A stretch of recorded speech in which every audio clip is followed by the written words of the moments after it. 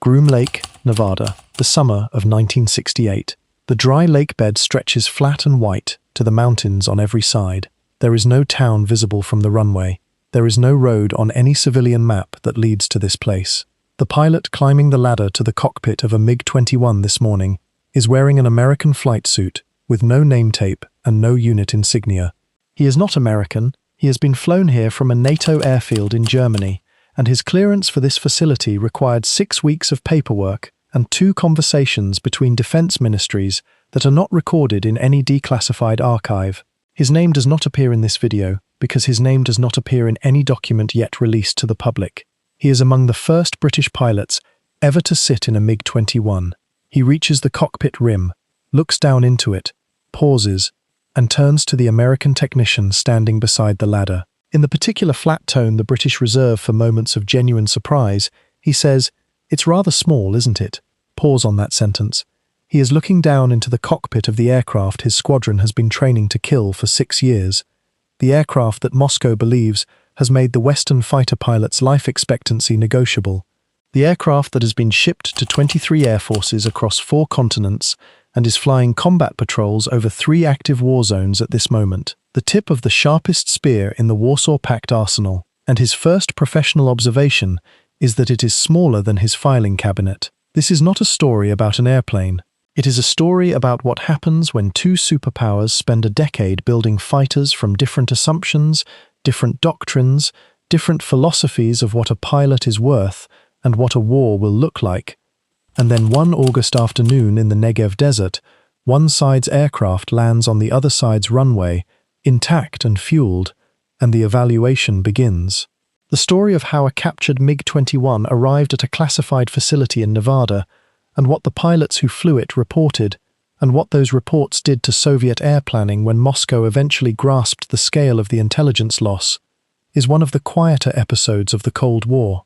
Most of the men involved could not speak about it for decades. Some still cannot. But the conclusions those pilots reached in Israel and Nevada, distributed through NATO channels and absorbed into RAF tactics manuals and exercise programs through the late 1960s and into the 1970s, never stopped being relevant. Because the verdict was not really about the MiG-21.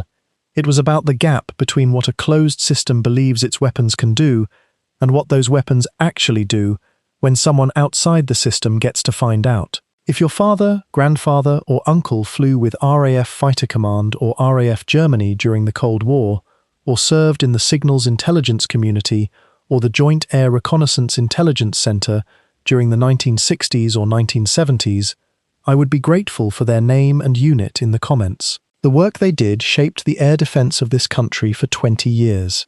These stories survive only as long as we keep saying the names. Part 1. What the Soviets believed. To understand why the verdict of those tests stunned Soviet High Command, you have to understand what Soviet High Command believed.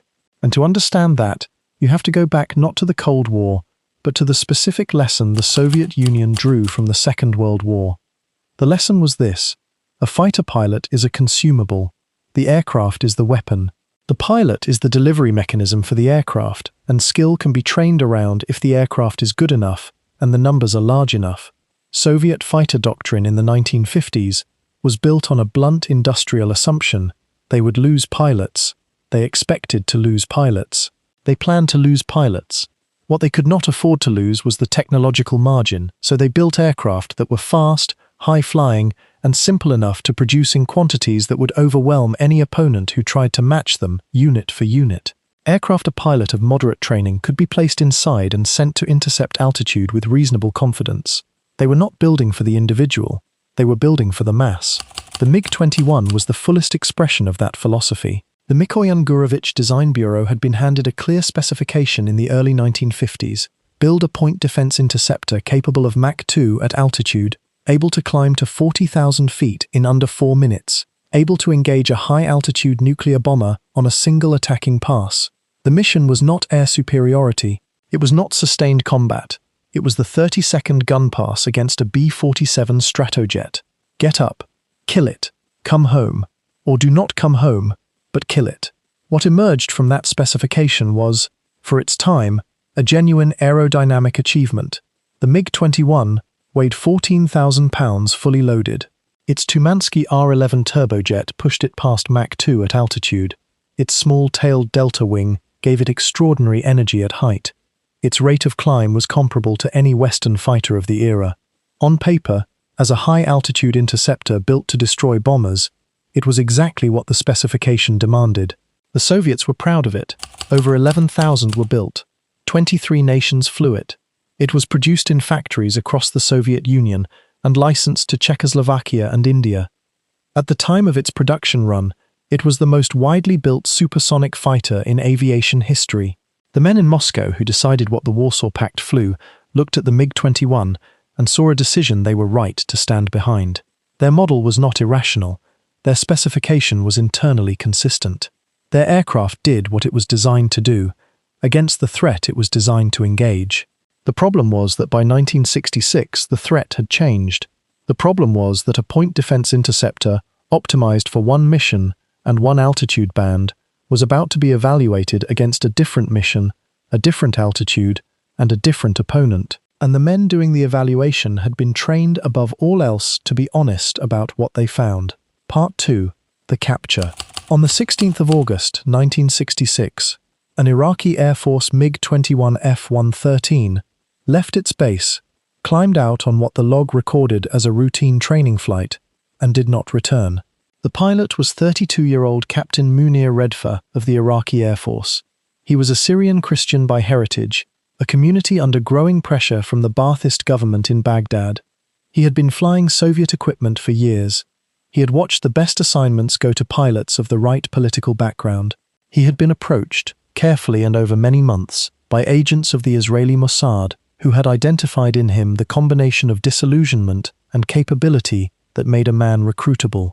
The Mossad had moved his family out of Iraq before he flew. That extraction involved cover identities, several borders, and the kind of operational patience that is the hallmark of intelligence work done correctly. They offered him money, refuge, and a country that would not tell him which missions he was permitted to fly based on his faith. On the 16th of August, he climbed into his aircraft and flew west. He landed at Atoll Air Base south of Tel Aviv. He was met on the tarmac, handed a cup of coffee, and his aircraft was in a secure hangar within the hour. The aircraft he brought was intact, fueled, and in airworthy condition. It was the first MiG-21 ever to fall into Western hands flyable. The Israelis did not share it immediately. They flew it for 6 months. They flew it against their own mirages and mysteres. They mapped every performance number they could document. General Mordechai Hod, commanding the Israeli Air Force, would later record that the pilots who flew those first evaluation sorties came back in a state of particular silence. Not alarmed silence, thoughtful silence, the kind that settles over engineers when they have understood something they did not expect to understand. In 1968, the United States formally requested access to the aircraft through its intelligence relationship with Israel. The MiG-21, given the American program designation DOUGHNUT, was transported to Groom Lake in Nevada. Over the following months it was flown by American pilots, analyzed by engineers, and its performance data distributed through NATO channels to Allied air forces, including the RAF, including the men flying Lightnings and Phantoms over the North Sea, who had spent the better part of a decade being briefed that the aircraft waiting on the other side of the Iron Curtain was the most dangerous machine they would ever have to face. What those men were told when the briefings arrived was more complicated and more interesting than either the fear or the relief they might have expected. Part 3. What the pilots found. Here is what the evaluation revealed. Here is the verdict that, when its full implications were absorbed in Moscow, required emergency meetings and a revision of export policy and several career reviews for the men who had authorized the transfers. The cockpit was small. This is not a trivial observation. The cockpit is the pilot's entire world for the duration of a mission. A pilot who cannot see clearly, cannot move comfortably in his harness, cannot reach all his controls without breaking situational awareness, is a pilot who is already behind the fight. The MiG-21 sat its pilot below the canopy line in a way that made rearward visibility close to non-existent. Turning hard in one direction, the pilot was effectively blind to a threat approaching from below on the opposite side. One RAF intelligence officer, reviewing the ergonomic reports from Groom Lake, noted in a briefing that the pilot was flying from what amounted to a letterbox. The early variants carried a further liability. The ejection system required the pilot to manually jettison the canopy before pulling the handle. In a normal exit, that procedure took perhaps 2 seconds. In a fire, at low altitude, with the aircraft departing controlled flight, 2 seconds was not always available. The pilots who tested the aircraft noted this without theatrical emphasis. They noted it the way professionals note the things that will kill someone, eventually, in conditions that are not quite perfect. The radar was the RP-21 Sapphire, with a detection range against a fighter-sized target, in clear conditions of approximately 20 kilometers. In the operational environment of Northern Europe, where cloud and precipitation are the permanent condition rather than the occasional interruption, effective range was considerably less. The aircraft could not engage what it could not find, and the RP-21 could not find far enough to matter in the weather the RAF flew through every winter. The NATO aircraft it would face carried radar with 3 times the detection range and early beyond visual range engagement capability. The MiG-21 pilot needed to see his opponent first to have a chance. In a European war fought at low altitude under cloud, he frequently could not. The missiles were the R-3S, identified in NATO intelligence documents as the Atoll. They were a reverse-engineered copy of the American AIM-9B Sidewinder, specifically the version sold to Taiwan in the late 1950s, one of which had lodged in the airframe of a Chinese MiG-17 after failing to detonate and been handed to Soviet engineers for analysis. The Soviets reproduced it in approximately 2 years, which was in purely technical terms an impressive piece of industrial espionage. The problem was that what they had reproduced was the 1956 Sidewinder. The Atoll was a rear aspect-only weapon, requiring a launch position behind the target within a narrow exhaust heat cone against a target not pulling hard G. It could be defeated by a sharp turn. It could be defeated by altitude. It could be defeated by not being slow and predictable. The NATO missiles in the late 1960s RAF inventory had advanced well beyond that baseline. Pause on that. The primary air-to-air weapon on the Soviet Union's most widely exported frontline fighter was a copy of a Western missile from a decade earlier. Read that line again. The energy picture was more nuanced, and the Soviet designers had not been wrong in their own terms. At high altitude, the MiG-21 was fast, and genuinely so. Its climb rate was real. In the narrow scenario of a one-time high-altitude intercept against a straight and level target, it performed exactly as the specification required.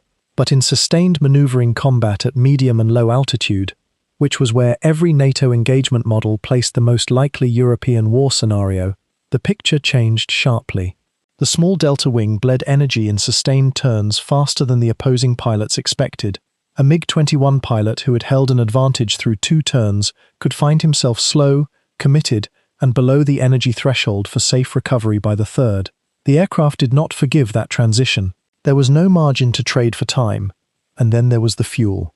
Combat radius on internal fuel was approximately 370 miles. In afterburner, that number contracted quickly. The aircraft was built to sprint, engage, and return. It was not built to wait, and it was not built to choose. Every second of afterburner was a second of fuel that was not coming back. The American and British pilots who flew it at Groom Lake reported the same sensation independently. You were always aware of the fuel, not as a background concern, but as a present, narrowing pressure, sitting in the corner of every tactical decision the way a debt sits in the corner of a mind. Always present, always reducing the options. This channel exists to keep the stories that shaped the modern world from being swallowed quietly by time. If this kind of history matters to you, the subscription costs nothing, and it means the next story reaches a few more people. Now, back to what the evaluation meant, and why the institution that built the aircraft could not afford to hear the answer. The question is not only what was wrong with the MiG-21, the question is why it was wrong, and why the system that produced it did not know it was wrong until someone outside the system put it on a runway in Nevada and started taking notes. Soviet fighter development ran through a closed specification process. The Mikoyan-Gurevich Bureau, the Sukhoi Bureau, the Yakovlev Bureau competed for contracts, but they competed within parameters set by the state. And those parameters came from Doctrine, and Doctrine was written by men who had fought the Eastern Front and drawn from it conclusions that were entirely correct for that war and subtly wrong for the war that followed. The lesson of the Eastern Front was mass. Produce more than the enemy can destroy. Replace losses faster than the enemy can inflict them. That lesson was correct, and it won the war. The Soviet Union had applied it and prevailed. What the Soviet military establishment found harder to absorb was the question of what happens when mass is no longer sufficient on its own. When a single opponent, with the right information, the right position, and the right weapon, changes the arithmetic of an engagement that the numbers predicted would go the other way. The MiG-21 evaluation had demonstrated exactly that possibility, in controlled conditions, with documentation. There was a second problem, which was the problem of the export model. The aircraft Munir Redfa brought to Israel was not the full Soviet Air Force version. It was the downgraded export variant. The avionics were simplified. Certain systems were degraded before sale. When Western evaluators grasped this, they faced a careful question. How much better was the aircraft in full Soviet service? The answer, from subsequent intelligence, was somewhat better. The radar had more capability. Some systems were more refined, but the fundamental limitations, the small cockpit, the constrained fuel, the point defense architecture, did not change between the export model and the aircraft the Soviet Air Force actually flew. The design philosophy was the design philosophy. It had been built for one war, and the world had moved on to require something different. On the RAF side, the response to the evaluation was not triumphant. It was methodical. The RAF's air staff, absorbing the intelligence through the late 1960s and into the 1970s, did not conclude that the problem was solved. They concluded that the problem was better understood, which is a different thing and a more useful one. They revised their exercise parameters. They adjusted their tactics for the low-altitude environment where a European war was most likely to be fought, the environment in which RAF Germany squadrons, stationed west of the Iron Curtain, had been preparing for years. They rebuilt their training around the actual performance envelope of the aircraft they would face, rather than the assumed performance envelope that had populated Doctrine documents for a decade.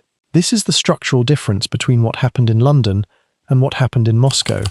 In London, an intelligence conclusion that complicated the existing picture was read, argued with, tested against exercise results and other source material, and acted upon.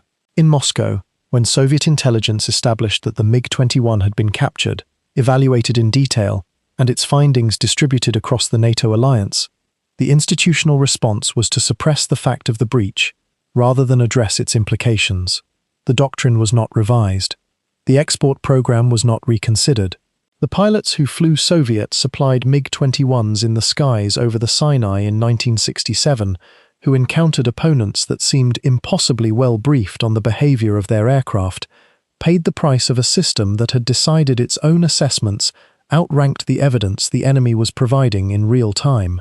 The Germans, in the story of the Battle of Britain, had Ingenieurstolz, engineering pride that made it difficult to hear an honest professional report.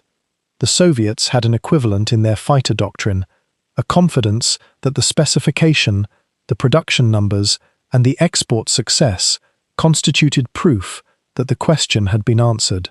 The RAF had something quieter and more useful. Embedded over 2 wars and a generation of Cold War air defense planning, they had the institutional habit of checking, of testing, of sitting in the other side's cockpit and asking, honestly, what can you actually see from here? The answer, at Groom Lake in the summer of 1968, was rather less than you would like. Part 5. The verdict. So why did the verdict stun Soviet High Command? Because the verdict was not about the aircraft in isolation. It was about the assumption the aircraft had been built on. The Soviet Union had told 23 export customers they were receiving a weapon that would hold its own against Western fighters in the kind of combat those customers were likely to face. The evaluation demonstrated that this was wrong in several of its most important particulars. Not wrong about the speed, not wrong about the climb rate, but wrong about the engagement, wrong about the missile, wrong about the information environment the pilot would find himself in, wrong about the endurance, wrong about the war. And when a state has placed the institutional weight of 11,000 aircraft and 24 Allied air forces behind an assumption, discovering that the assumption was flawed in its foundations is not a small problem. It is a problem that nobody in the system wants to own. The bureau chiefs who designed the export policy did not want to own it. The doctrine writers did not want to own it. The men who had approved the sales contracts and the transfer agreements did not want to own it. And so, in the way that institutions manage truths they cannot afford, the truth was classified rather than addressed. The MiG-21 was not retired. It was upgraded, because the alternative was admitting that the architecture was wrong. The later MF and BIS variants were genuinely better aircraft. The radar improved. The missiles improved. In the hands of skilled pilots who understood their machine's specific strengths and specific limits, the developed MiG-21 remained capable and dangerous well into the 1970s. The Indian Air Force pilots who flew it in 1971 demonstrated this. North Vietnamese pilots flying it against American opponents in the late 1960s demonstrated it at a cost that forced the Americans into their own institutional reckoning. The establishment of the Naval Fighter Weapons School, Top Gun, in 1969, built in direct response to what the MiG evaluations had revealed about the gap between doctrine and performance. The evaluation did not end the MiG-21 as a threat. It gave the opposing side a map, and the opposing side, with the map, stopped losing to it at the rate they had been losing. The RAF pilot who stood at the top of that ladder at Groom Lake and looked down into the cockpit of the most widely produced supersonic fighter in Soviet aviation history was not looking at an inferior machine built by inferior engineers. He was looking at a machine built for a different war, built for a world where the engagement would be brief, high, and one time, not for the low, sustained, ambiguous, multi-pass reality of what European air defense had become by the time he climbed that ladder. The aircraft had been given the wrong assignment by a system too committed to its own doctrine to notice that the assignment had changed. The verdict that stunned Soviet high command was not that the MiG-21 was bad. The verdict was that it had been built for the wrong war, by men who had decided what the war would look like before asking whether the aircraft they were building suited the answer. And in aviation, as in engineering, as in intelligence, that is always the most expensive kind of mistake. Not because the machine fails, but because the system that built it cannot see why.